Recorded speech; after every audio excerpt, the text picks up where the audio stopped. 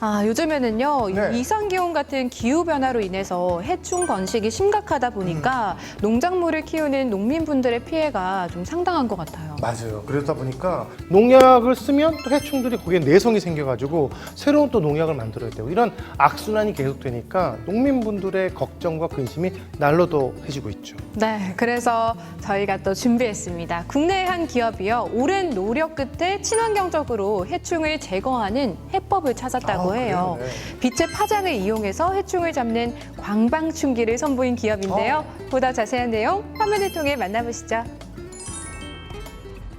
기후변화로 해충의 습격이 나날이 증가해 농민들의 고생이 수포가 되는 경우가 비일비재하다. 이에 농약 사용량은 점차 늘어 선진국보다 월등히 높은 상황.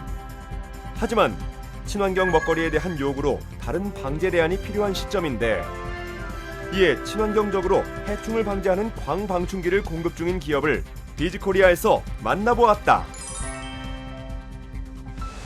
경북 문경시에 위치한 이곳은 20여 년 동안 농민들이 보다 편리하게 농사를 지을 수 있도록 다양한 농자재를 생산, 유통하고 있다.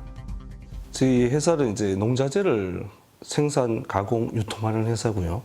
농업에 이제 사용되는 전정용이라 해서 전정용 톱 가위 또는 이제 친환경 농자재라 해서 해충을 방제하는 광방충기, 그다음에 이제 편의 장비, 농업용 사과에 많이 쓰고 있는 편의 장비들을 지급하고 있습니다.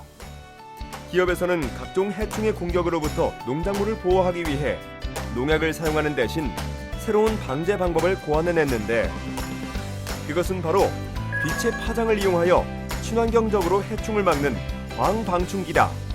우리나라에 기본적으로 정부에서 보조사업 해주는 그 해충 포획기라는 게 있어요. 빛을 가지고 해충을 방제한다 그래서 포획기라는 말을 사용하는데 어떻게 원리인가 하면 해충을 불러들여서 포획을 해서 살처분하는 해충 포획기였는데 그러다 보니까 농장의 피해가 자꾸 늘어나는 거예요. 그래서 저희도 생각했던 게 반대로 해충을 그러면 못 오게 하면 안 되겠냐, 빛을. 못 오게 할 수 있는 빛이 있지 않겠냐 찾아보니까 논문에 이 빛의 590 나노 파장에서는 해충이 기피를 한다는 논문이 있더라고요. 그래서 590 나노 파장은 기본적으로 이렇게 색깔이 노란색입니다.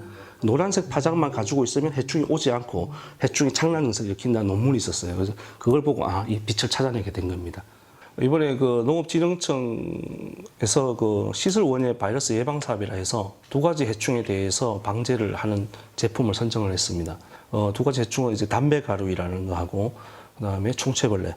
이 두 개의 해충이 바이러스를 매개하는 해충들이거든요. 그래서 그걸 포획해서 잡아야 되는데 문제점은 뭔가 하면 불러들여서 잡아버리면 계속해서 다음날 계속 들어오지 않습니까? 그래서 먼 데 있는 걸 기본적으로 못 오게 해야 되고 가까이 있는 걸 잡아야 되거든요.